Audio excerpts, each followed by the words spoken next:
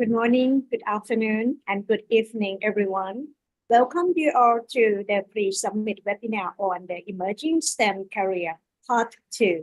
Yesterday, as a part of the 4th Integrated STEM Leadership Summit in Asia, which will organize on 11 to 13 on June 2024. It's my honor here to be the MC today, otherwise even from Senior STEMnet. And without any further ado, I would like to invite Director of Senior STEMnet, Dr. 𝐂𝐚𝐫, to deliver the welcome message. Dr. 𝐂𝐚𝐫, the floor is yours.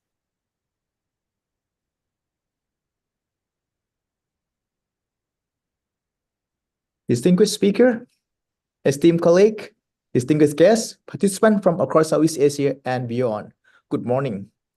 It is my pleasure to welcome you all to the part 2 of our pre-summit webinar on emerging STEM careers.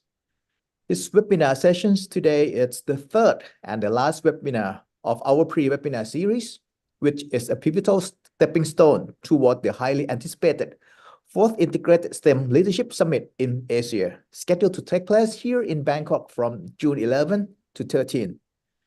Summit will be a hybrid one, so if you could not be in Bangkok at that time, you can still join us online via our social media channel. Our first webinar on integrated STEM in Tibet provided us with a comprehensive understanding of how to develop a skilled workforce capable of navigating the evolving landscape of the world of work. The insightful discussions and valuable comments on the recommendation from our expert meeting group forum will be instrumental in guiding policymakers toward effective implementation strategies.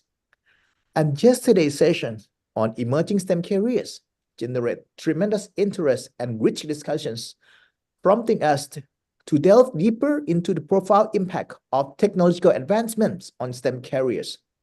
Today, we will explore how innovations like AI, robotics, and automation are not only reshaping careers, but also the skills and strategy needed to thrive in this new era. We are honored to have distinguished panel of experts joining us today to share the insight and forecast for the future. We have Mr. Boyko, founder and CEO from Inspiritech Global from Ontario, Canada. Mr. Steven Isaac, Senior Manager, Program Partnership from Epic Games. Dr. Robbie Melton, Associate Vice President, National Smart Technology Innovation Center. And Kelli Liswell, CEO and founder, U.S. STEM Leadership Alliance.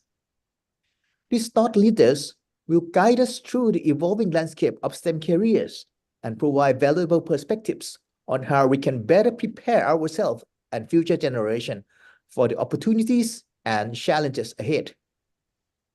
As we continue with today's webinar, let us engage with open minds and collaborative spirit, aiming to extract actionable insights and innovative ideas that will contribute to the overarching themes of our upcoming summit. I extend my sincere gratitude to all our partners and sponsors, including System, Unilab Foundation, UP NISMET, and STEM Alliance, for the unwavering support in making this discussion possible. A special thanks to our Senior STEMnet team for their tireless effort in organizing this wonderful event. Your active participation is crucial as we work together to transform STEM education and career development across the region and beyond. So let's look forward for the session filled with stimulating discussion and valuable learning. Thank you so much. Thank you to Dr. 𝐂𝐚𝐫 for the inspiring message today. Let's start in the beginning of the session. Yes, as the Director of Senior STEMnet. And ladies and gentlemen, please join me to welcome the next session, the plenary session, Emerging STEM Careers. In this regard, I would like to introduce Ms. Kelli Liswell, the founder and CEO of the STEM Leadership Alliance, to moderate the session. Kelli, the floor is yours. Thank you so much. And I want to welcome everyone and thank you for your participation in this very valuable seminar that we're about to hear from today, leading experts in their field. It's an honor and a privilege to be part of this, and it's an honor and a privilege to have these presenters with us today. So without further ado, I would like to spend our time today with Dr. Robbie Melton, Mr. Kyle Boyko, and Mr. Stephen Isaacs. So if we could go to the next slide, please.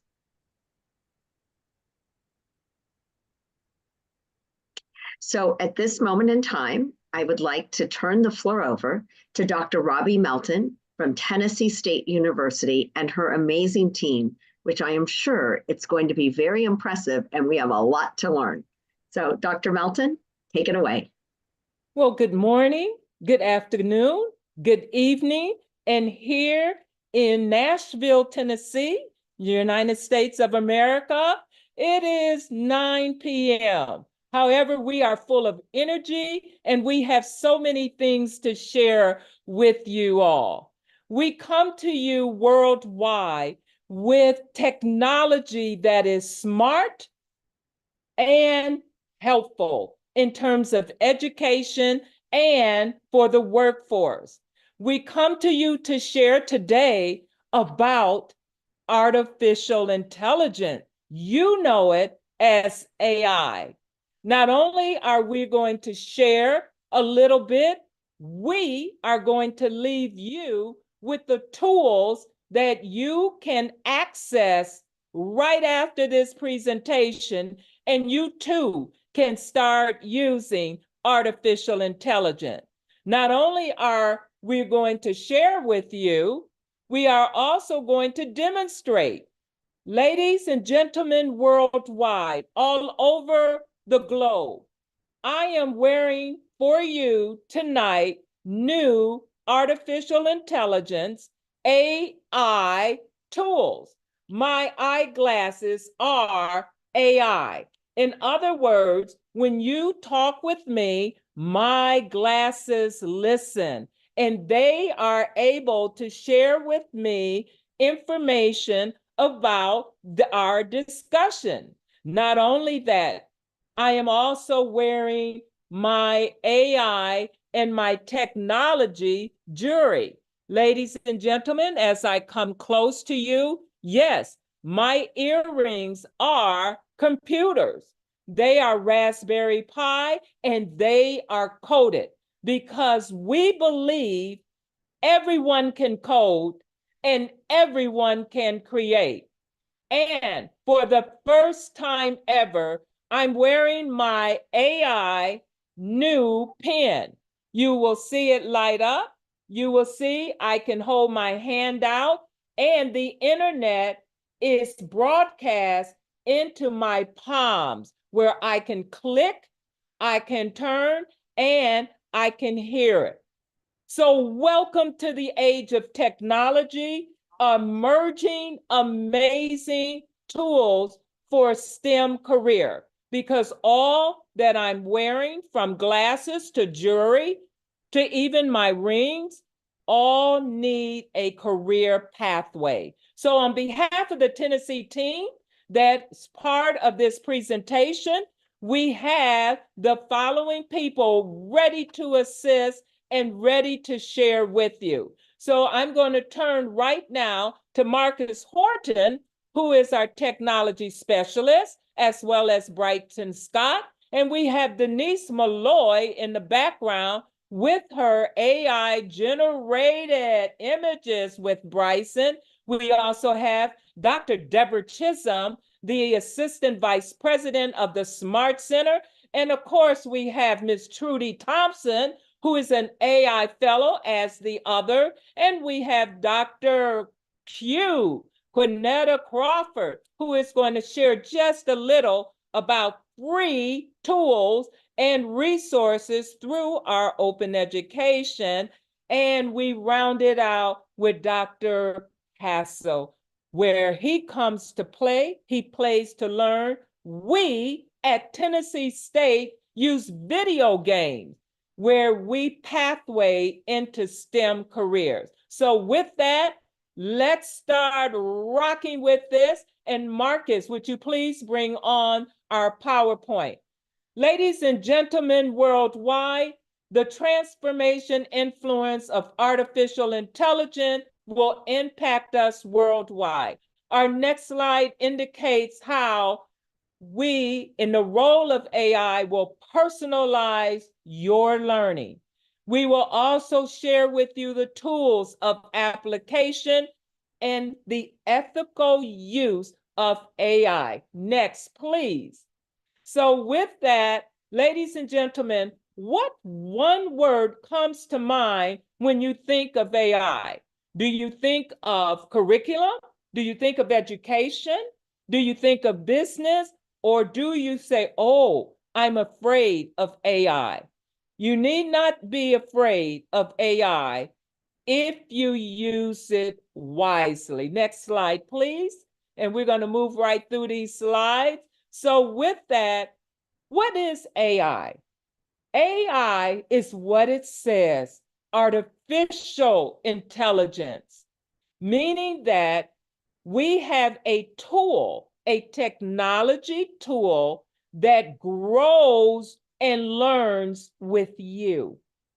Ladies and gentlemen worldwide, you must have your own AI account, which we're going to give you free, that you will then use, and it will learn you. As you learn, it learns, and it will prompt you. And one of these STEM careers is prompt engineering. That's a new career coming in terms of artificial intelligence. So with that, everyone, let's get going. Let's get moving with the slide presentation so that we can actually get to the tools. So with AI, we're going to not only transform teaching and learning, you are going to be innovators and creators. So because of time, we're going to move quickly through the slides. And ladies and gentlemen, I want you to know that there are many careers that will open up with AI. Remember, AI will only take your job away if you don't know how to use it. And there are many new jobs. So with that, let's see what we can do in terms of AI. Marcus, we're going to go right to Gemini. I'm going to ask the Tennessee team to put in the chat for all of those who are watching the website where you can get your free AI tool that we're demonstrating. And we're using Google Gemini. Why Google, everyone? Because it's free to the world. And we all Google, don't we? And with that, Google comes with some extra features for you. So not only can you just type in, you can actually hear it. Let's watch. We're going to ask Marcus if you will add in the prompt. Create a presentation about the global use of AI for education. It is that simple. You just type what you want, and Google, with a special feature, even has a microphone. So if you don't want to type, just talk into it. And then you just hit that arrow, and ladies and gentlemen, watch the magic happen. Amazing that Google will go and bring in information that is open source. Yes, open source, where you can use it. And the way you tell AI what you want is how you're going to get it. So look at what Google's automatically in seconds, bring to you your information. But wait, what other features do we have? If you scroll up, Google provides to you audio, where you can click on it and actually hear it. global use of AI in education. Introduction. Briefly introduce yourself and the topic of. Oh, wow. You all out there all over the world should be going, wow, but not yet, because Google also translate. We can type in translate in Arabic, and within seconds, you will see the translation. And you're not amazed about the use of artificial intelligence, but wait, again, you can actually hear what you are seeing. Go ahead, Marcus. الاستخدام العالمي للذكاء الاصطناعي في التعليم. مقدمة. And عرف again, نفسك. ladies and gentlemen, with Google, if you scroll all the way down, let's say, that didn't sound right. Then Google has it where you give it a thumbs down if it's not right, in the right language, in the right way. And Google will then ask you to be responsible for the use of AI and tell us what is wrong. And Google will then send out their team to look and give you feedback and fix it. Did you all hear that? But if it is good and it's on target, you give it a thumbs up.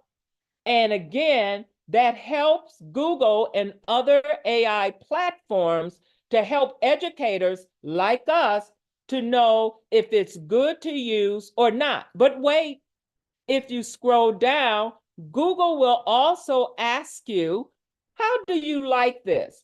Do you want it shorter, longer, more professional? In other words, you get to control AI the way you want it. And you ever heard of, it will make up information and it will give you fake news? Ladies and gentlemen, Google has it where when you click on the G, it will give you a check of the facts so that whatever Google is sharing with you, it will show you the source. But wait, there's some other features I know you will love. If you click, you can also say, how do I get this information? Well, Google will either send it to you free by Gmail, or guess what? It will open up your word processing doc program and put it and paste it right there. And are you not happy? In the chat, everyone, we have for you the URL where you can start using this free tool right now for teaching, learning, and research. And that's our gift in bringing to you worldwide. On behalf of the Smart Center, we research AI, we use AI, and we help to innovate. So we have another tool for you. It is called SendStep. SendStep is a presentation AI tool, ladies and gentlemen, and it is developed from the Netherlands. And on behalf of the SendStep team, you're going to love this tool because it is your AI PowerPoint tool. Everyone across the world uses PowerPoint or some presentation. We have for you tonight a tool, AI SendStep, and my team will put it in the chat, and it's going to allow everyone worldwide to use it at least twice, where all you have to do, Marcus, if you would go back, you just put in the name of your presentation. So again, you will see we would like a presentation on using artificial intelligence. How about in Morocco and Spain? In other words, you put in anything you want, and this AI tool will take it and create a full PowerPoint presentation. So we just hit the word next, And then it will even ask you, what language would you like? So we would like it, for the sake of this audience, in English. And then you hit next. Is that not easy? And it will then say, what tone would you like it in? So we're going to put persuasive, because we're here to persuade you to use AI in an educational way. And look, in seconds, AI will generate a title for you or use your own. So we click on a title, we hit next, and then AI will say, hey, how long do you want your presentation? So for this time, we're just going to put summary, do the time, and then we can also make it interactive, and that's it. Ladies and gentlemen, educators, you now have an AI tool where you put in your topic regardless, and this AI will bring together a full presentation for you. And now, for some of you out there who has a smartphone, if you would take your smartphone and go to your camera, you will see a QR code, and you are now able to even interact with this AI tool. Is this not great? So again, if you're out there, regardless of which country, wherever you are, just take your phone and put the camera over it, and you'll see a little bar called Send Step. Type in your name and watch your name appear worldwide. That's how easy, everyone, it is to use. But let's look at the presentation very quickly. So we will start the presentation, and instantly, amazingly, here is your presentation. It provides you with an outline, an introduction, how you should present this. Not only that, it will even bring in your images. And if you're reading this, it will even ask you questions to where if you put in on your look at your phone, you can even put in a word. So 10 of you from wherever you are, can you put in a word so people, yes, new scenery, I love it. Look at this tool that we are giving to you so you can start utilizing AI. Next slide. You will also see where it will give you your introduction. Is this not amazing? And next slide, you will see where it will give you your current landscape. Remember, we're talking about AI in Spain, and you see how it already pulled all of that information. I know you all out there in Spain are going, go, go, go. Next slide, please. And then it will help outline how you should present your information, future opportunities and trends. Next slide. As well as open-ended questions. What is one way to envision artificial intelligence? And again, your audience can type in, and strategies for embracing AI. Is this not amazing? You see, there are AI tools that can help you with teaching, learning, presenting, as well as translating. At this time, I'm going to have Bryson to share one of his images that he developed with AI. So AI can help in art, music, poetry, humanities. And again, Marcus, tell us a little bit about your AI art. Bryson. And again, Hello. Bryson, go ahead. Hello, everybody. I am Bryson Scott. I am one of the academic technology coaches here in the Smart Center. And here we have some art here that is a kind of some throwaways to my book. Here I am outlining greenery, scenery, and really just more so like a cosmic-y feel to it. And here you can see me just generating different images using AI. And these images are great.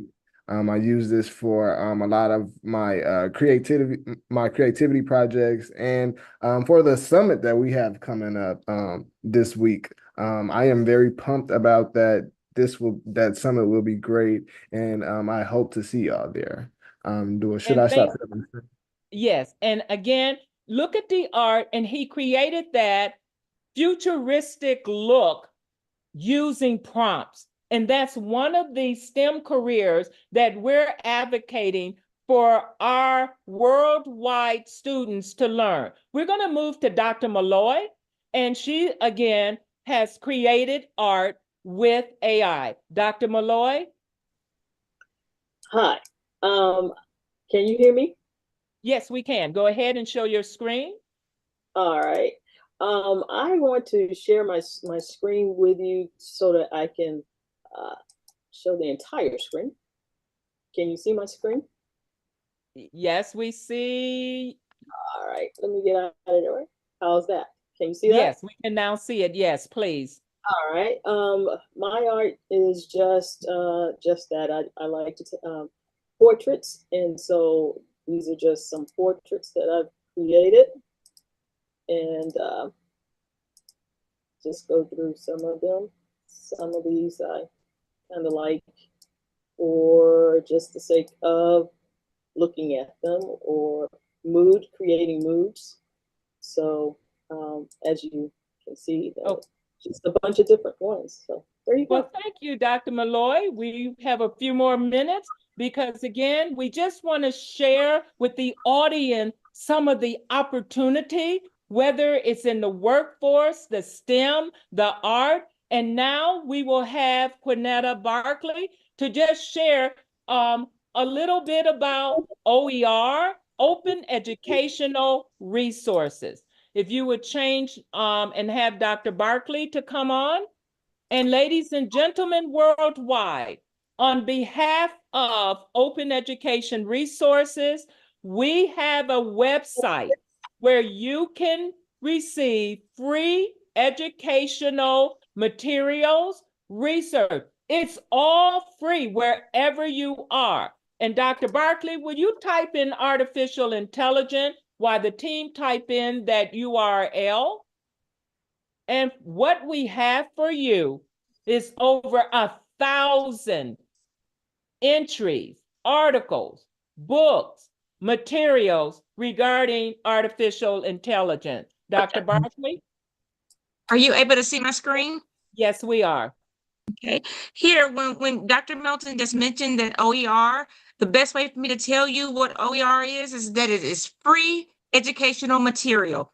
Here I've typed in AI, which is artificial intelligence, and you can see all of the articles that have been placed into OER, into Merlot, and you can go out here and research any of these articles or papers that will help you with whatever you're searching for. Well, thank you, Dr. Barkley. And we're going to round out with Dr. Hassel, because remember, this conference is about emerging STEM careers. And at Tennessee State University here in America, we use video games so that we can pathway into academic areas, all areas, whether it's computer science, or business, education, health sciences, psychology. Dr. Hassel, please share. Thank you so much, Dr. Melton. I'm excited because here at Tennessee State University, we're using gamification and academic esports to promote academic career pathways. Check out this amazing video that we have of our center.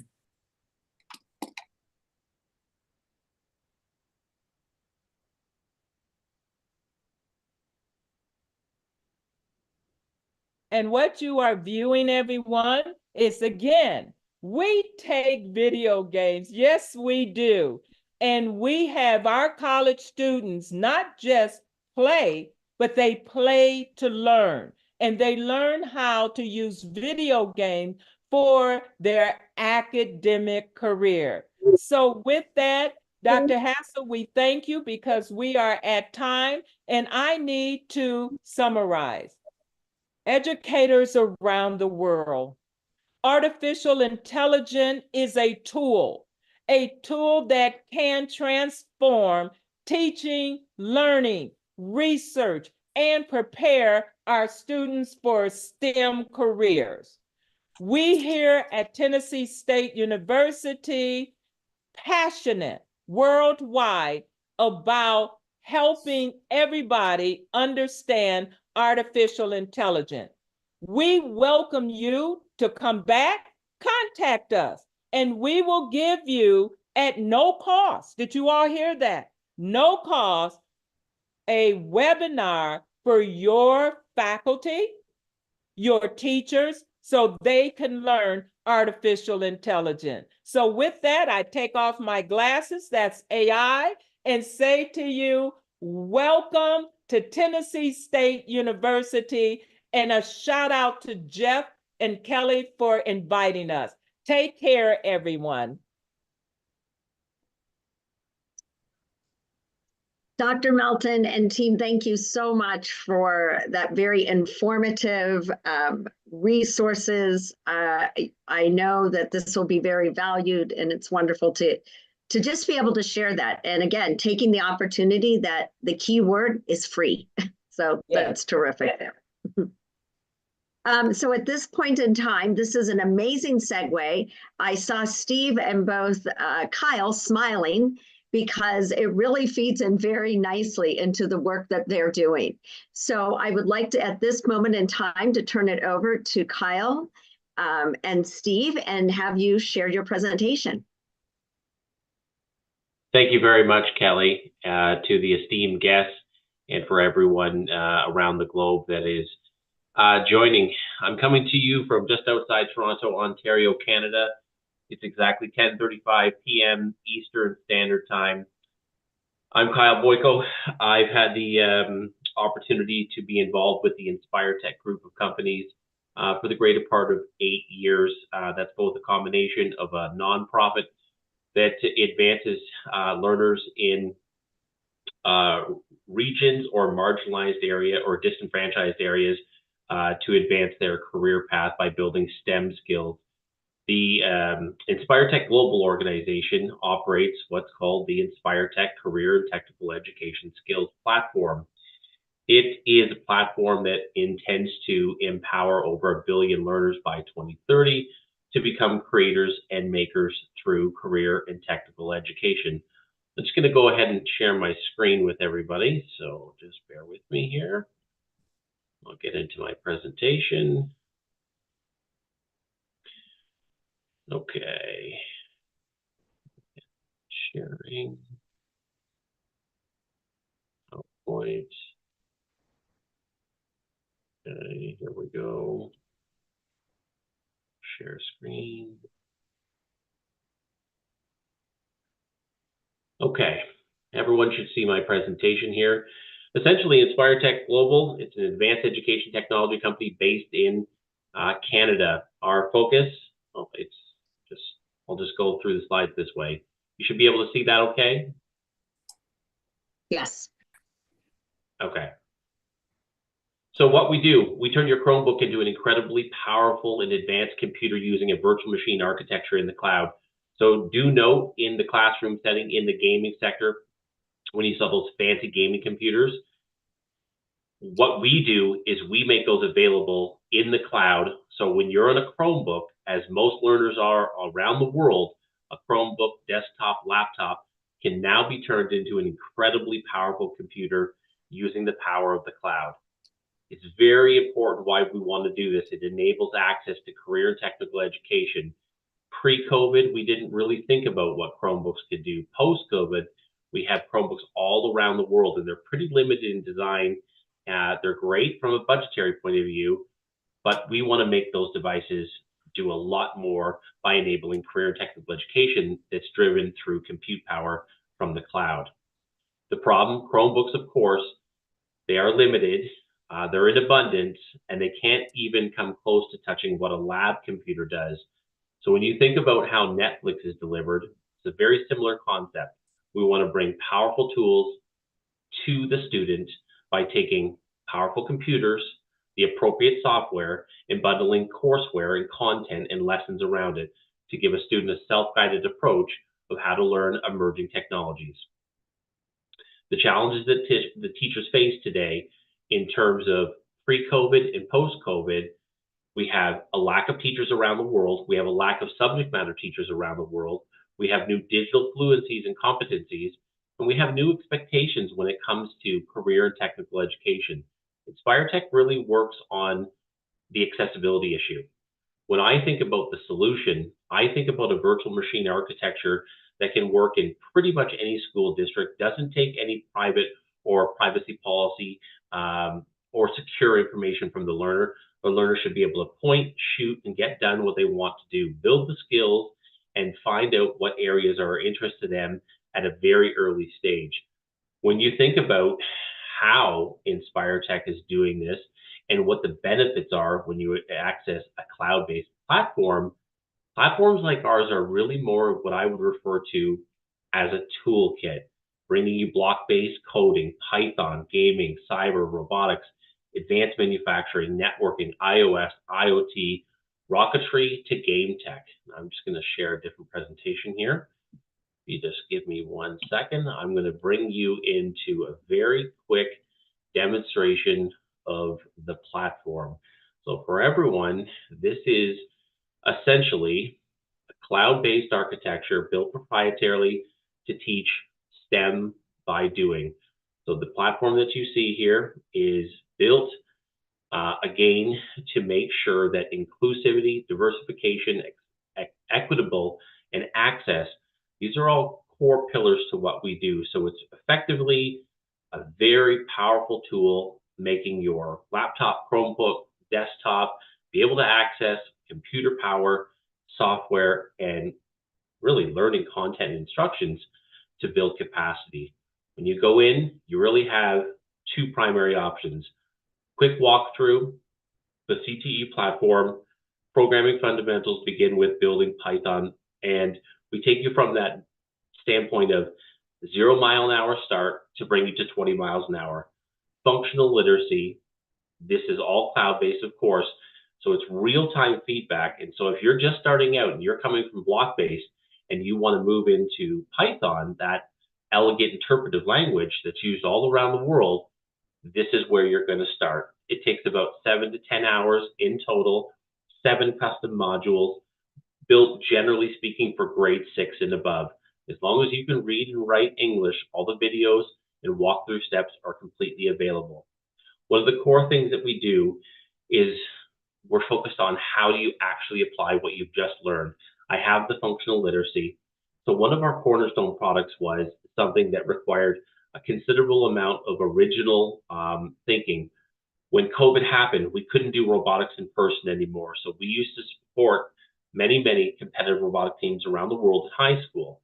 So what we created is a cloud-based, what we call the Virtual Robotic Training Academy Robotics Challenge. It's a real-world challenge. You basically are going to look at a video. It tells you what the arm is doing. It tells you what a pick-and-place challenge is going to consist of. This gives the learner kind of some little bit of special functions when you go into the system that you're going to want to use. And things to remember are how the actual system works. I'll launch this simulator. If you're doing this in the lab, it would normally take 5 to 7 minutes. Our load-bearing architecture is basically taking the appropriate size computer, bundling together the robotic software, and is bringing together an experience like no other. Now, when you see this, depending on your internet speed, you should have within about 8 to 10 seconds on your screen something that looks like this. This is the Jupyter Notebook on your right. This is your Gazebo visualizer. These are industry-grade, state-of-the-art tools used in advanced manufacturing, agri-tech, space tech, med tech. Most sectors, automotive, of course, use this. Underneath the intermiddleware plumbing here is what's called robotic operating system. This is the universal open source AWS, Amazon Web Server, ROS. So when it comes to a student saying, I want to learn a real world application and solve a real world problem, that is basically what you're talking about doing there. So I'll go ahead and just end that session. Now, when you go back and you look at our challenges, every single thing is set up so that it's easy for you to use it. I'll touch on this one more time from just a a technical architecture point of view, the world's largest corporate social responsibility program from the world's #1 cybersecurity company, Cisco, they offer this 28-year-old program called Cisco Net Academy. When you look at what this essentially is the core iOS, IoT, networking, and cyber fundamentals. You would traditionally go into a lab, a college, a university, a makerspace, but not traditionally into a school board setting where there's a handful of computers.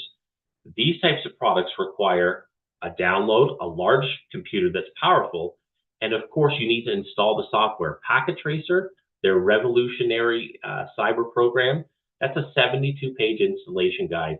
You press 2 buttons and you can use that in the Inspiritech architecture from the device you have.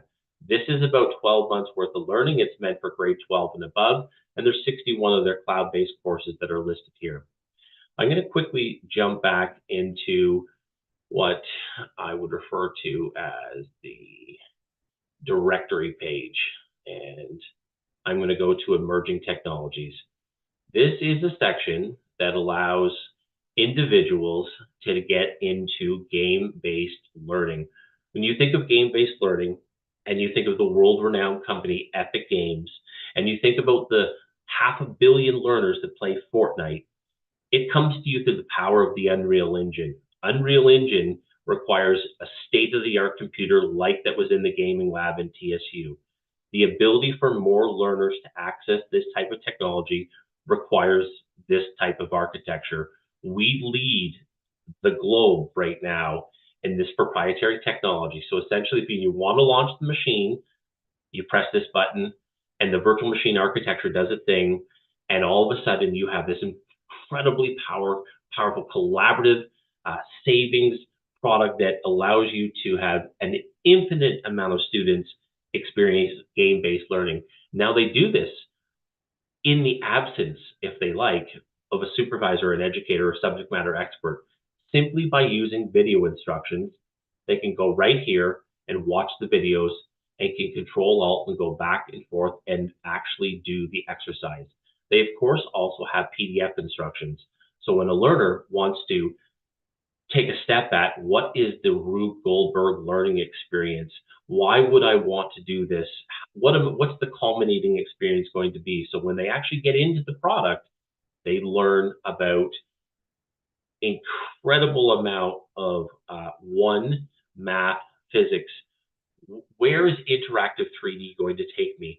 What we're looking to do at Inspiritech is empower that next generation to become creators and makers through the access of what I would refer to as career and technical education. When I think about career and technical education, I think about young students that are coming into a world that are going to be able to go to a website like gemini.google.com, and they're going to be able to key in prompts, and they're going to be able to tell their friends and their teachers and their parents things that they did. Inspiritech is focused on a global mission to bring the best-in-class technology that can be hosted and allow learners to access it on the device that's connected to the internet. At this time, I would like to thank everyone for allowing us to go Team Canada here. I'm going to send it over to our alliance partner, Steve Isaacs, who actually is in Quebec, Canada, for a Canadian skills competition. So thank you to all the presenters and the dignitaries from around the world for letting us share the Inspiritech story. Over to you, Steve. Thanks, Kyle. Let me just think you might see that silly thing that we dealt with before. Let me just get rid of that. Hang on. There we go. So hello, everybody. Yes, I believe I might be becoming an honorary member of Team Canada. My name is Steve Isaacs, and I'm the, well, it says here Education Program Manager at Epic Games. I need to change that. I was recently, my title has changed to Senior Manager of Programs and Partnerships. I've been with Epic Games for 3.5 years. And just to give a little background, prior to coming to Epic, I was a classroom teacher for 28 years in New Jersey in the United States. And, so I've been in education for a long time. And as Kyle was speaking about, and as Dr. Melton was speaking about, I've been very involved in game-based learning but also my focus has been on students as creators of content, which is very much in line with what Kyle was sharing with the Inspiritech platform. So we talk a lot about building player to creator pathways with interactive 3D. And with that, you know, as far as Epic Games goes, to give you a little bit of background, many people have probably heard of the game Fortnite. Fortnite is one of our games that we published. We've published a number of other games. I saw actually on Dr. Melton's on the lab at Tennessee State, they were showing some people playing Rocket League.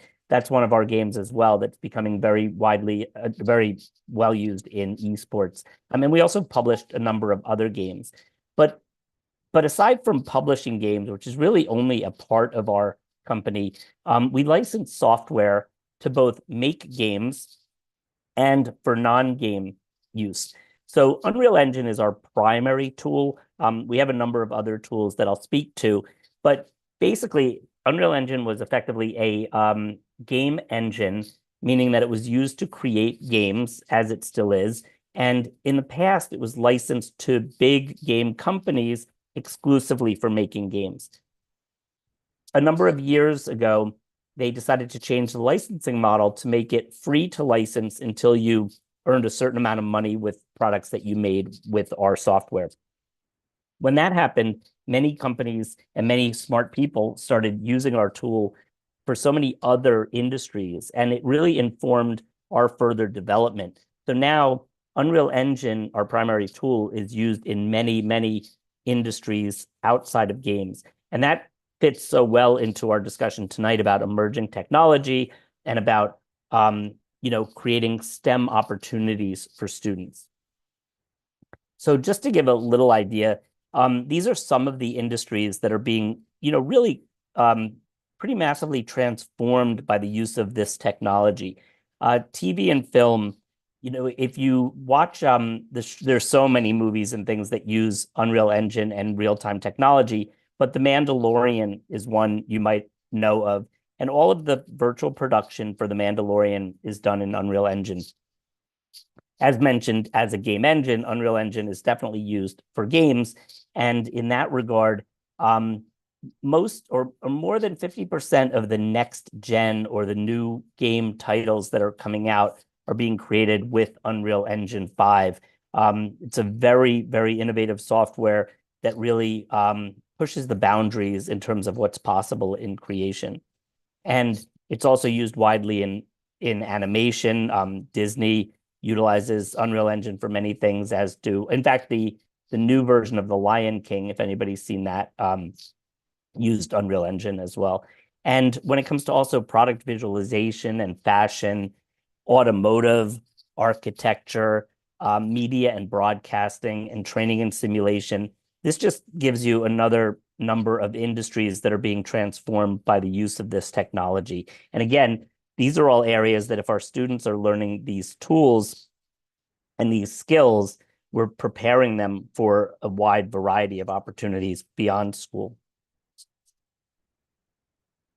So, game technology truly is powering the future, definitely the future of the internet and the future of many industries. And, some of the things worth noting, we had a research study done with a report showing that there at the time were 315,000 visualization and real-time jobs available and unfilled.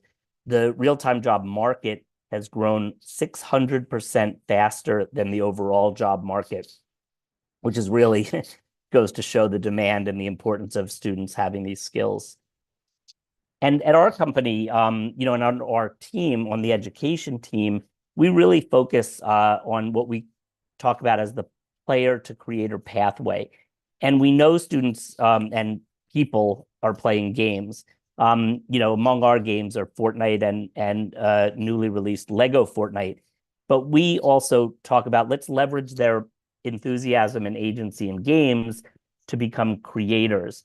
So some of our other tools include something called Twinmotion, which is used for visualization, and Fortnite Creative, which is a creative or sandbox mode of Fortnite that allows people to create immersive experiences and games. And then on the other side, Unreal Engine, as I mentioned, is a widely used industry standard tool. And now we also have something called Unreal Editor for Fortnite, which gives students and everybody the skills of using the Unreal Engine editor, but to create content for Fortnite. And Fortnite is evolving to become quite an ecosystem of opportunities and experiences around a wide variety of games and experiences. So, students and others are learning the professional tools to create content for these environments. And all of our tools are available for free for education, as well as all of the educational resources that I'll share.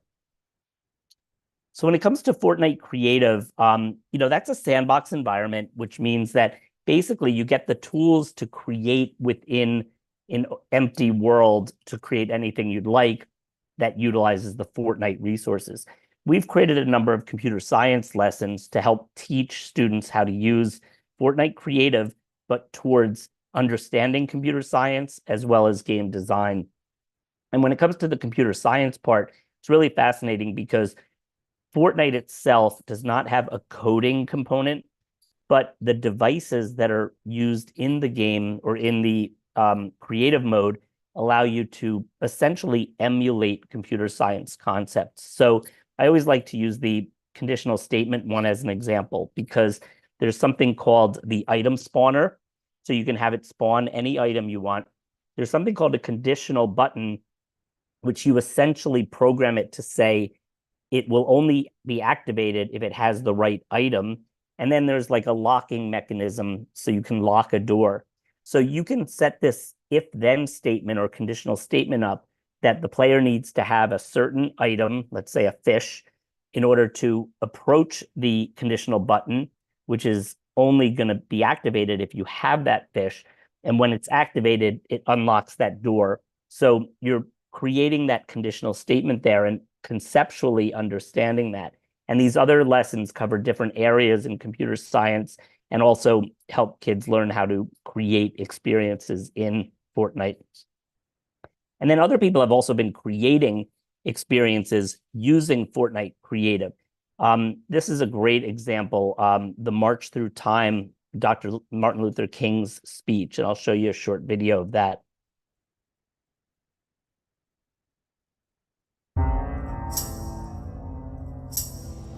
It would be fatal for the nation to overlook the urgency of the moment.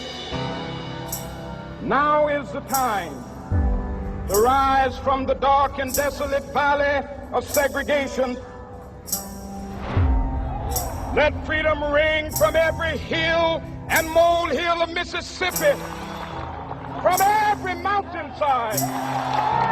Let freedom ring. I have a dream today.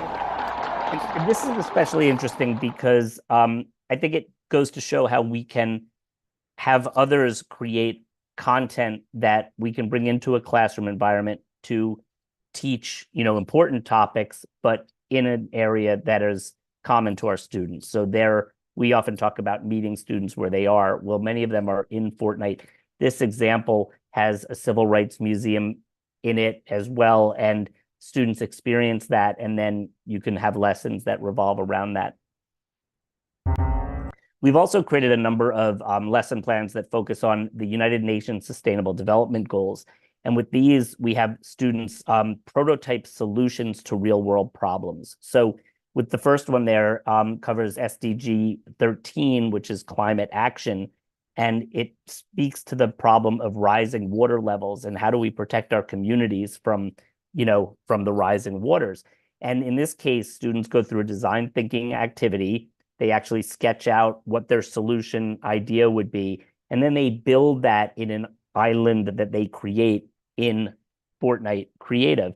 And these other Sustainable Development Goal lessons follow the same idea.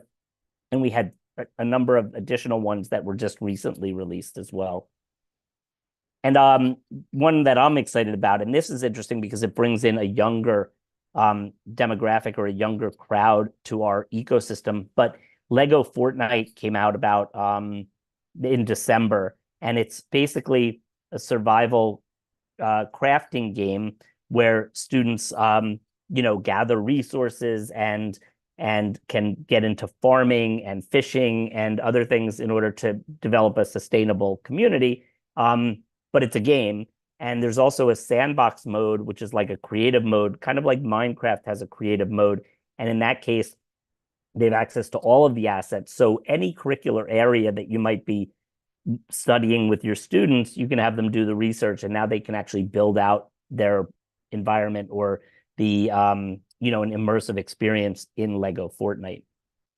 And along the lines also of sustainability, we were involved in an international project called Coding for Climate with Take Action Global. And the people at Take Action Global created a lesson plan specifically for Lego Fortnite called Tackling Climate Action. And in that lesson, students learn about sustainability and do create a sustainable community in Lego Fortnite. This is definitely a fun video worth watching for any of you Disney fans out there. Discover a place where magic is epic.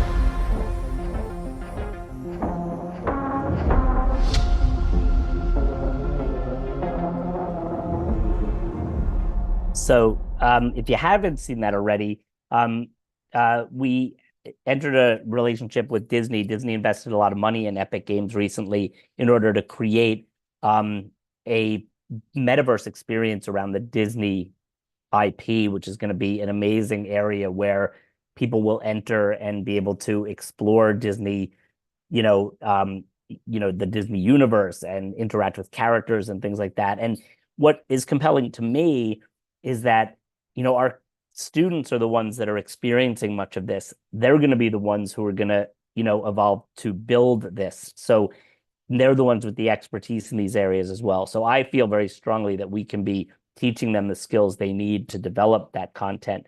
Unreal Editor for Fortnite, I mentioned earlier as well. And this provides an opportunity to create things that are played in Fortnite, but Fortnite no longer just looks like what Fortnite was thought of in the past. And here's an example of Preloaded, a company that created an ancient Egypt experience with a lesson plan in using Unreal Editor for Fortnite. And if you know Fortnite at all, you'll notice that these assets do not look like it. Rather, it looks like you're in ancient Egypt.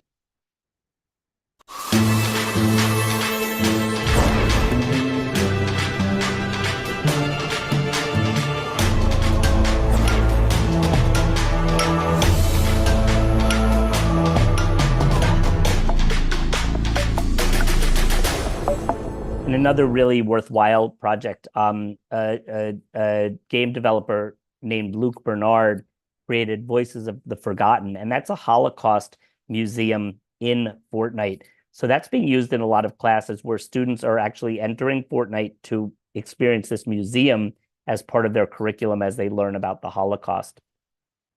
And some of the important, things worth noting is there are 2.7 billion gamers worldwide, and 83% of youth between 13 and 17 that identify as female and 97% identifying as male are all playing games. So it's not, it's not a matter of it being, gender specific, but rather everybody's playing games. And the game industry is now bigger than both the movie and music industries combined. So we're at a point where these opportunities for students are very realistic, that they could learn game technology and, again, either go into the game industry or one of these other industries. And some of them are doing this, learning those skills in high school and possibly able to enter, careers out of high school if that's the way they're planning to go. And for Unreal Editor for Fortnite, we also have educational content around creating immersive virtual exhibits, like a museum experience. And then Unreal Engine, which I mentioned, is the primary tool that has been around for a long time. We've also created a number of computer science lessons for that. And our idea with all of these is that these resources, and this is something that Kyle showed with the Rube Goldberg lessons, we've created step-by-step guides and videos to guide students through these activities. So teachers don't have to necessarily be an expert to bring these opportunities to their students. And we also have a series called Unreal Futures, or Careers in Real Time, where each of these is a video series where students learn about how a certain industry is being impacted by this technology. So in the case of one of them is Unreal Futures Careers in Animation, and they hear from people from Disney and RealFX, and one is careers in fashion, and the other's careers in advertising. And each one has them learning about the industry and how this technology impacts that industry, but also doing a project where they actually are in Unreal Engine learning how to use the tool. And then I'll wrap up with a couple quick videos. One is a robotics learning kit that we have, which teaches robotics in Unreal Engine and has 5 activities that teach robotics, but also teach students how to use Unreal Engine in order to program their robots.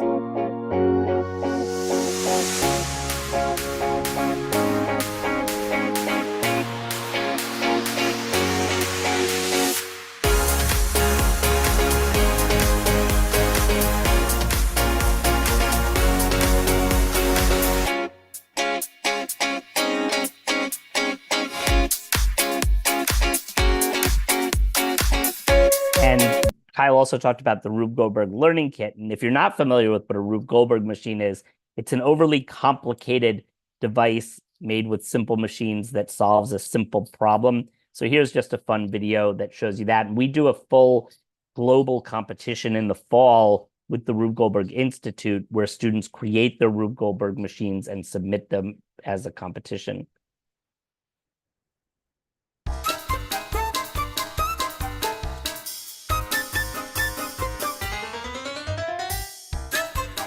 And all of these resources and assets are included in the learning kit. So everything you see here is available for students to use to build their own contraptions.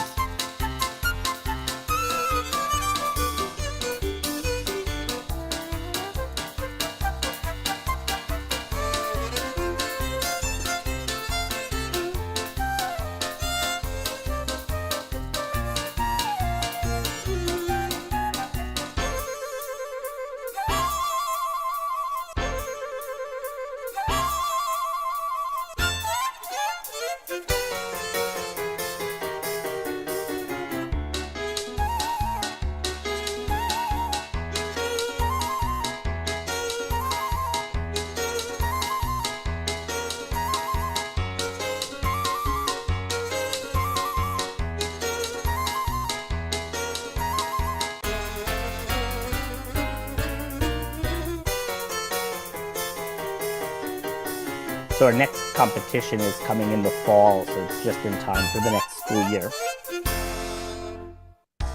And Kyle had also mentioned that I'm currently at a Skills Canada competition. And in the US, we're very involved as an industry partner and the technical chair for 2 competitions for Skills USA. One is 3D visualization and animation, and one is interactive app and video game development. And neither of those competitions are offered at World Skills. So I don't know if people that are participating tonight are active in World Skills, but we're very interested in bringing these competitions to World Skills. So if you're interested in supporting us in doing that, please reach out. I'd love to chat with you about that. And here's a QR code if you'd like. I think it'll ask you just a couple little things, and we could send you resources to support you further in your journey in bringing real-time technology to your students. And on a final note, and if you reach out to me, we have a summer program, a 5-day training for educators in learning our tools. It's a free professional development, 5 full days. We're offering it for 2 different time zones this summer. So we have a week for the Americas and a week for the EMEA region. So that might serve some of the people on this call very well if they'd like to participate in that as well. So with that, I will stop sharing and say thank you very much for all of your attention. And it's really great to be with all of you. And I wish you a wonderful summit for the upcoming summit that you're having. Well, I want to take this opportunity to thank you both, Kyle and Steve. I think there was a lot of resources, a lot of information.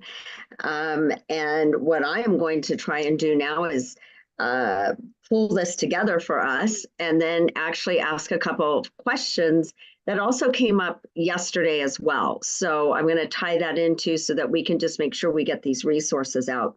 But I want to start by saying that when this journey began, and especially with C-STEM and the formation of it, the goal was to integrate STEM across all disciplines.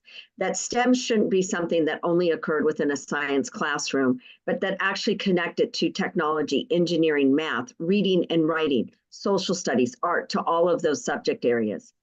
And what has happened over time is that we have seen this evolution of where innovation keeps happening. AI didn't disappear yesterday. It's been around for a while. We might not have known that we were using AI, but yes, we were. And I think what we really want to be able to focus on is how do we continuously innovate? And one of the questions that I want to start with, and then I'm going to go to some of the other questions from the audience here, is the top skills that are necessary. So we talk a lot about this content knowledge, and I'll never forget, I had a conversation with an individual who had majored in computer science, who obtained their master's in computer science, who obtained their doctorate in computer science, and now they said everything I learned is obsolete. So they've been constantly learning on an ongoing basis. So with that, though, they said it's the skills that they've taken out of that. So I would like to ask each of you to respond to what are the top 3 skills that you think are necessary for our students? I can answer that. Oh, I'm going to start with Dr. Melton first, and then I'll jump over to the others. Hello, everyone, again, and I will answer for the Tennessee team. The one skill that I highly recommend is these words, what if? What if will open up a whole world of opportunity for students and educators to move forward to keep their skills not only current, but for the future. So everyone, what if? And if you then take those 2 words, those skills will help you in the reading, the writing, the STEM, because with technology, as you see, whether it's glasses, whether it's a pen, whether it's your clothes, someone had to do what? They had to think, what if we had smart clothes? What if we had smart shoes that would help us to walk? With that, everyone, your other academic areas, your problem solving, your cognitive areas will then come into focus because you will need them to make that what if a reality. Thank you. Steve, I'll turn it over to you. Yeah, so I think it's a great question. And I think, learning how to learn, I think is incredibly important as a skill, and also learning how to troubleshoot. So with the learning how to learn piece, and this was very important to me in my classroom, when I got to a point where I was like, stopped feeling like I had to be in charge of teaching students everything I wanted them to know, but wanted to empower them to learn. So we used a lot of informal learning techniques. And, back to what Dr. Melton and her team has been sharing too, I love that idea of a degree or in prompt engineering, right? Like if we're getting to a point where we're teaching students just how to, like AI is there to help you. It's not there to change everything you've been doing. But if I can now know how to craft a query to find out what I need to know and use that to further my learning, it's not going to do AI is not going to do everything for me, but that will help me tremendously. And and then I say the troubleshooting part, because if you're using AI to help you, create a computer program or do coding, it's going to do 90% of it. And that 10% that you're going to have to fix is going to be where you're going to demonstrate your true knowledge. So I think there's still, I don't think anything's becoming obsolete, but I think how we, how we learn and apply that is going to be the most important. Terrific. Thank you. And Kyle? Thank you very much. I think many of the things that I talk to students about, teachers about, educators, policymakers about, skills that we can encourage the students to build, I would say they need to listen, period. They need to listen. They need to be able to listen. They need to be able to advocate and speak about and communicate what it is that's on their mind, what it is that they think. They need to be able to collaborate and ask questions and be curious. I think these are areas that lead to problem solving, critical thinking. And if you're curious, that's where I think you can embed the computational thinking, the programmatic thinking. If you talk to many CEOs today that either do know how to code or don't know how to code, you'll notice that people that know how to code and promote it believe it's going to educate that workforce, and they're going to be better problem solvers, better critical thinkers. They're going to see different outcomes. So I think those skills that we're talking about, you do need to listen. You need to be able to advocate for yourself. But I think when I first met the first robotics team, the things that I noticed that they could do well that I had noticed many other kids that are usually on their phone couldn't do, that they could look you in the eye, they could speak clearly, and they could shake your hand, and there was an energy and presence. So much of what we do with humans comes across in the energy that we can convey. I know we moved into a world where we're a lot on our phones, but we need to empower students to actually talk and communicate to one another. That's, everything moves at the speed of trust, and we usually trust people when we hear what they have to say. Thank you. I do want to give Mr. Swanson, he was with us yesterday from Arizona State University, because you did have some keywords that you had shared. And he's part of the cybersecurity team, leads that up there under ASU. He's one of the managers there. So Steve, could you just share your quick insights from that? Just about the skills that are just in terms of the skills that are necessary for students. It's got to be communicated. You have to be able to communicate what you're doing. You have to be able to communicate what problem you're going to solve. You have to be able to communicate, period, across any job that you have. Communicate not only verbally, but in writing, and understand that. One of the biggest challenges that we have is getting students to write up what they're doing when they leave and they go to the private sector and they get a job, and they're doing a forensic investigation. Write a report. No, you got to write a report, man. This is something that could end up in a courtroom. So these communication methods, both, in written and in verbal, it will pay dividends in not only your career, but in life. And I think that's the most important thing in the world that all of us can learn, is to communicate. Thank you for that. So I'm going to go, there's a little bit of a round robin here. So I have several questions that have come across. So I'm going to start to incorporate them, but I'm going to start with this first question that's coming from Thailand. And we talked about the prompt engineer. And I have to say too, that using AI, I do think that we do need to learn prompting. It's something that I don't think we teach enough of to begin with. But the question is that as AI is customized to respond to human language, do we really need to study to become a prompt engineer? AI should be able to understand our human commands instead of us learning to understand AI. Dr. Melton, you want to comment on that? Oh, definitely. Yes, you need to learn prompting. Remember, prompting is like asking a question. If you don't ask a question, if you do not prompt AI is just going to sit there. It's going to do nothing. So it starts right here of what are you thinking? What do you want? How do you want it? And then you then prompt AI to do what you want it to do. So yes, you need to learn prompting. And by the way, remember, prompting goes back to your basic education skills. You have to know how to communicate, as the panelist just said. You need to know how to speak, how to write, and what you want. So yes, you need to learn prompting. Thank you. Any of the other panelists, would you like to comment on that? We good? You know, Go ahead. the key to getting good results from AI is getting good input into AI. Okay, it's just like anything else that's technology, garbage in, garbage out. And the more that you understand how to ask AI, the better. I agree. Try things.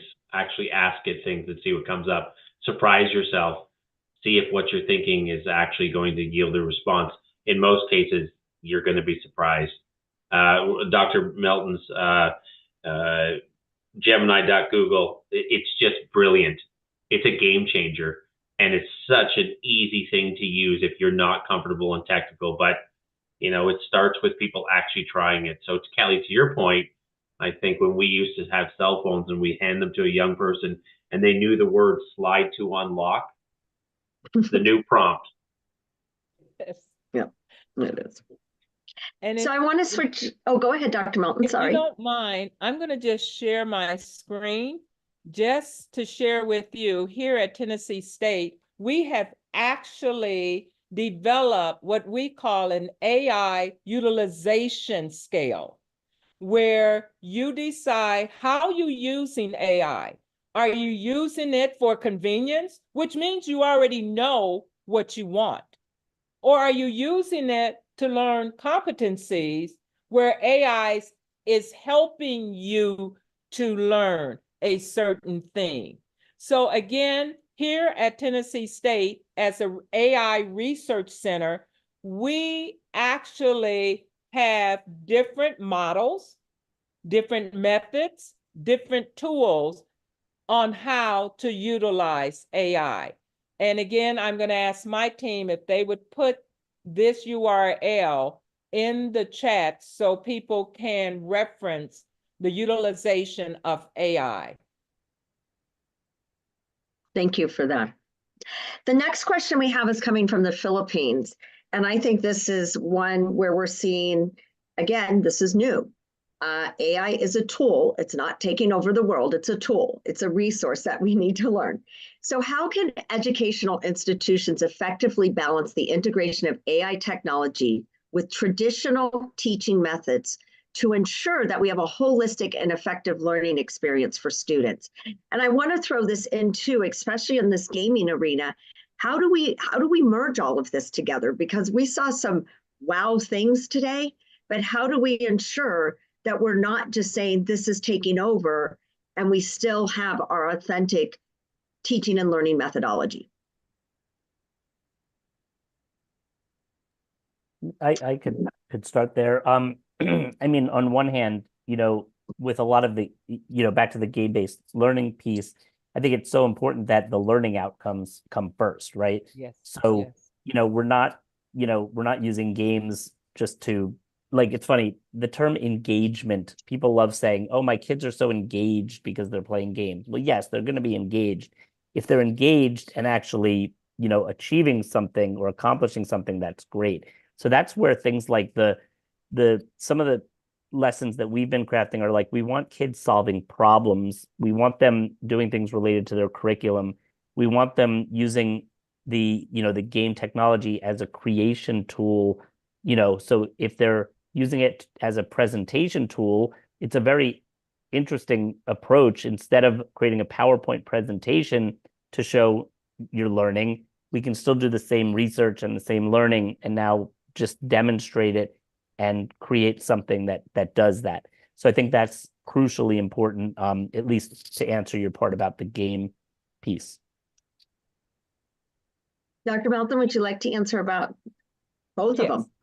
Oh, yes. And I have my team, you know, probably itching back there. But let's remember, creativity, everyone. And remember, when you play games, you have a sense of freedom. You are more willing to explore, to try, to move that envelope in trying new things. AI, again, everyone, is a tool to help you to really use that creativity to a whole new level. And if Dr. Hassel is on, we don't have to bring him up front, but I'm sure he can say just a few minutes because he's our gamer. We play to learn. We learn to play with AI as well as coding and innovating. Dr. Hassel. Thank you, Dr. Melton. What exciting programs we have as we strive to help students learn gamification, elements of gamification, sports technology, smart stadiums, and we do this through our competitive teams. We're home to 2 teams, the TSU Heat, which is our highly exclusive academic teams, and TSU XHD, which is our extreme high definition.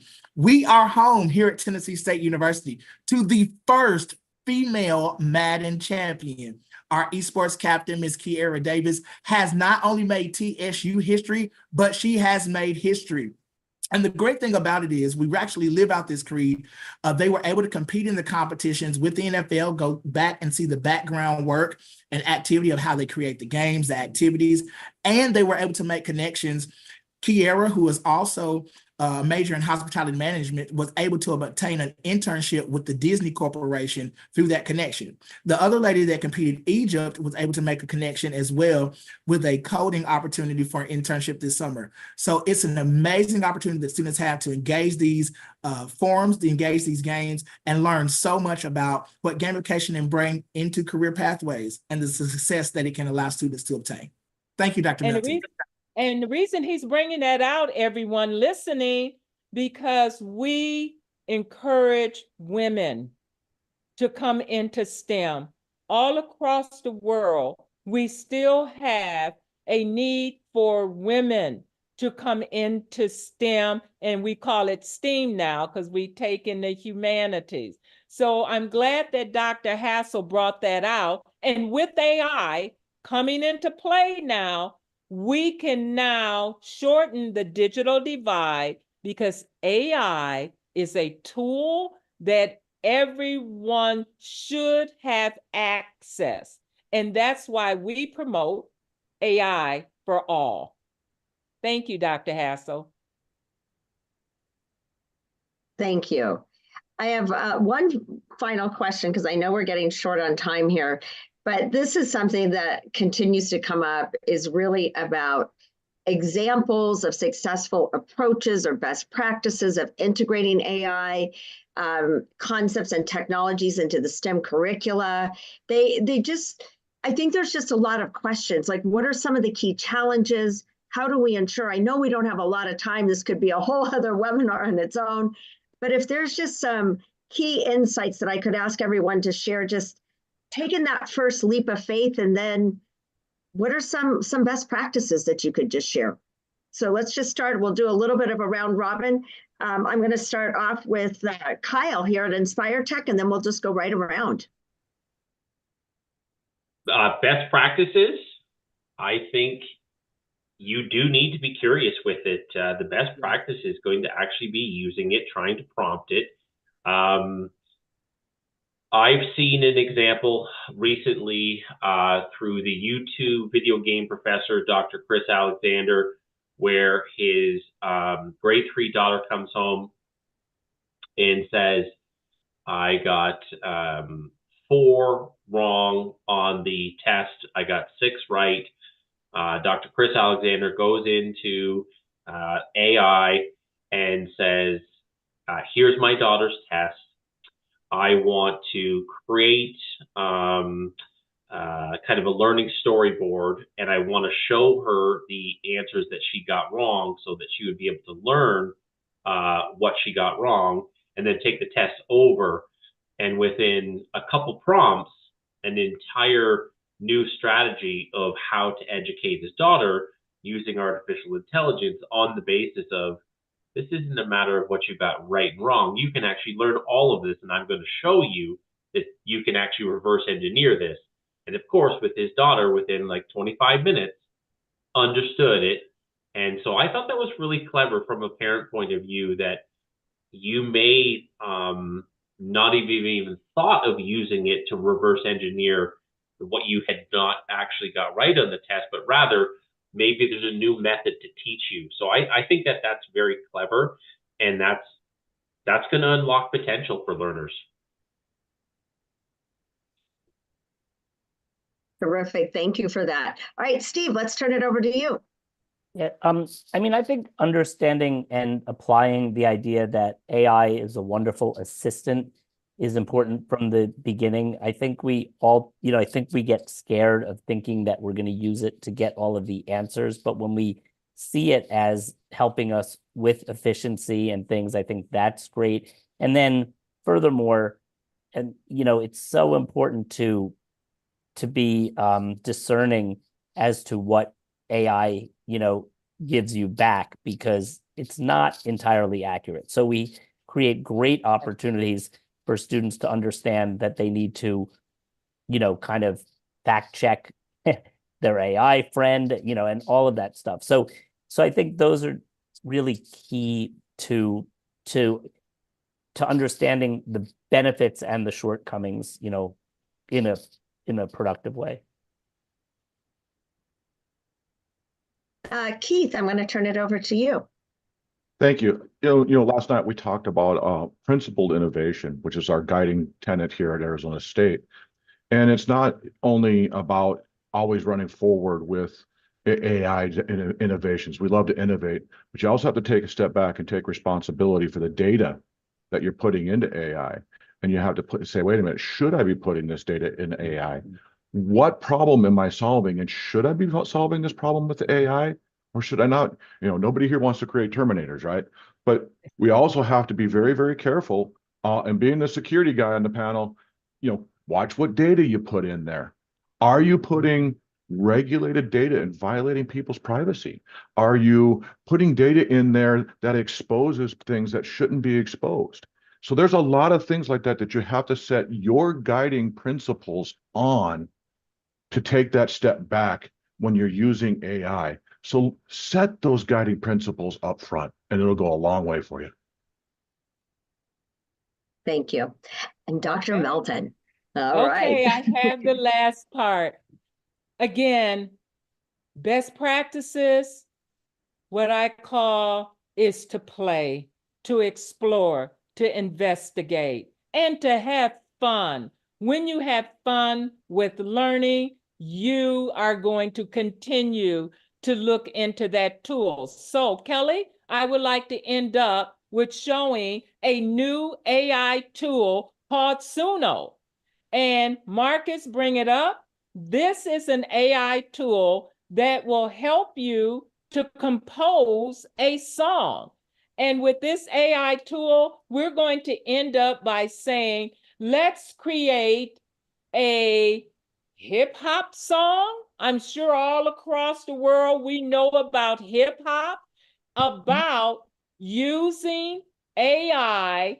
And I'm going to just call a couple of countries out. Spain. How about our friends in Canada, Mexico, Brazil? How about Morocco? And we'll just use the word Asia just to cover everybody, and saying, we want a song about using and understanding AI around the world. And watch this AI tool as we wrap up this webinar. Go ahead, Marcus. It's called Suno.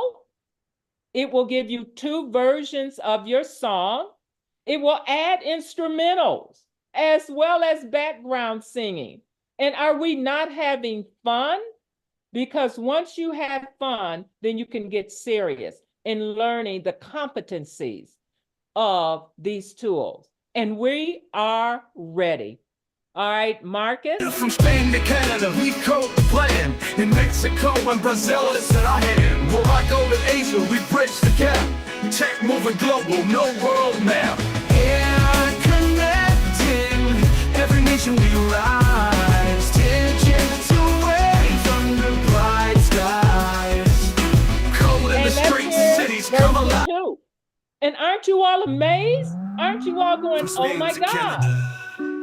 We code the plan. Mexico and Brazil, it's in our hands. Morocco to Asia, we bridge the gap. Tech moving global, no world map. So again, this is just a little example of how you open up learning, and then you're able to break down the competencies. But remember, you must have those academic skills to create, to problem solve, and to innovate. So on behalf of the Tennessee team, we thank you, and we are always here to look at the future of technology.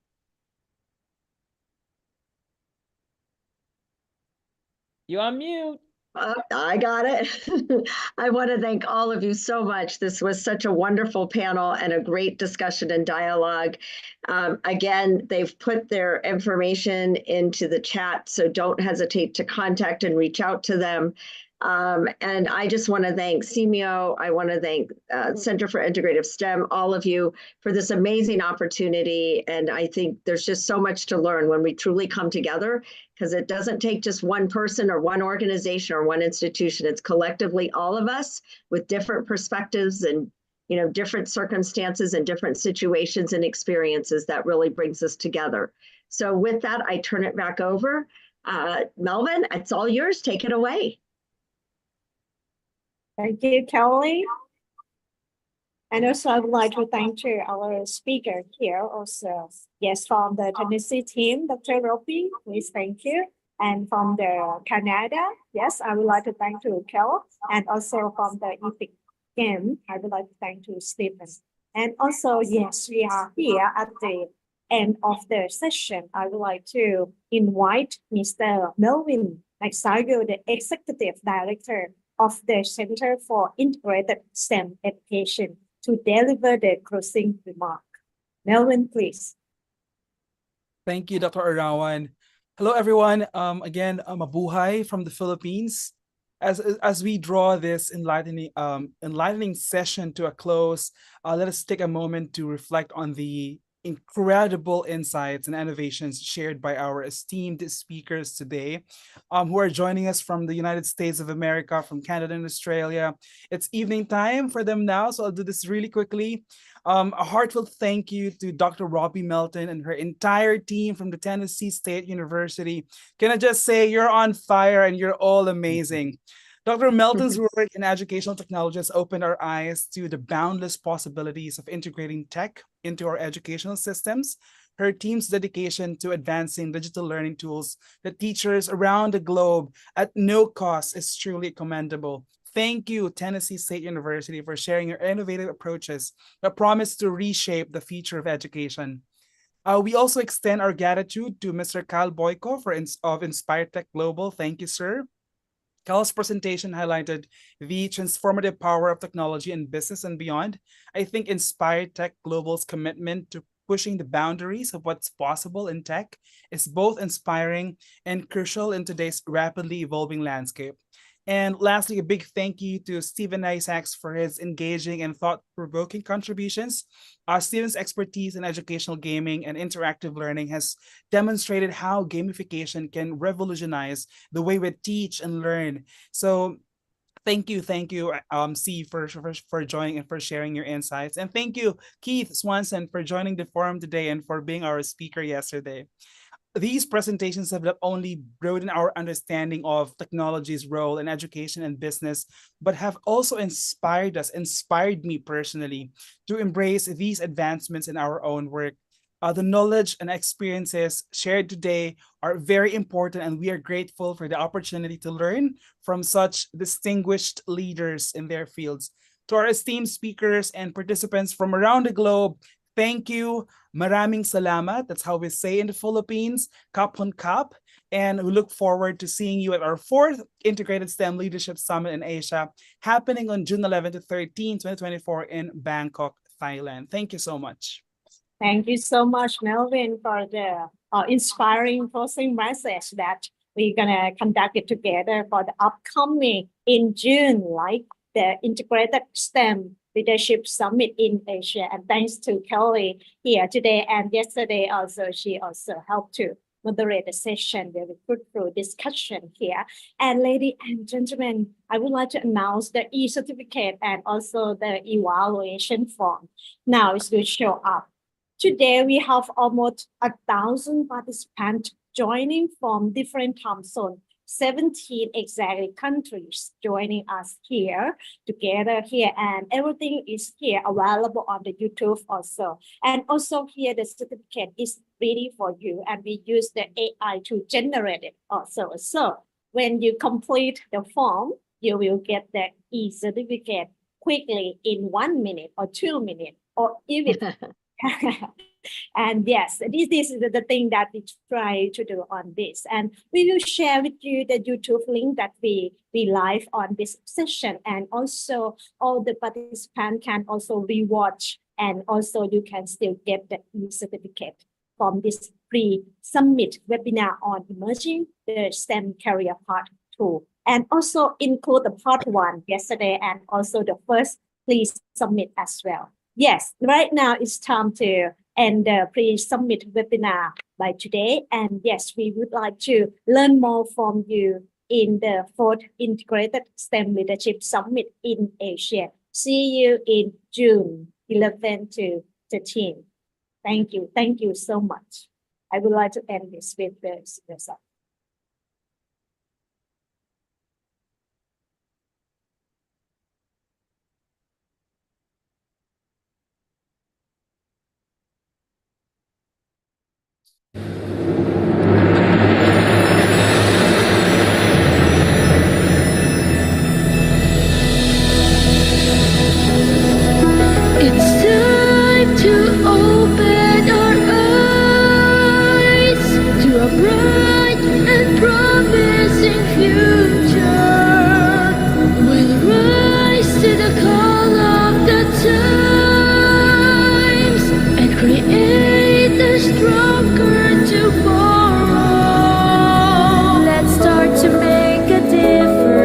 Teaching everyone to learn through science, health, and technology. We will share our expertise by promoting knowledge and policies. We can build a better world.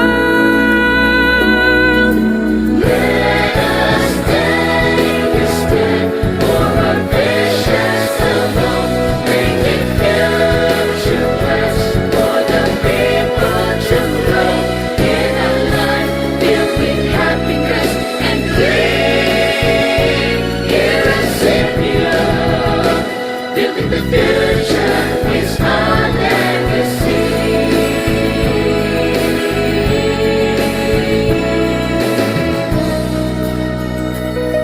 We'll achieve our goals through partnership, creating opportunities. By working hand in hand, we can accomplish all our dreams. For a better quality of life is now within our reach. Let us take a step for our visions alone, making future plans for the people to grow in a life filled with happiness and green. Here at Symphia,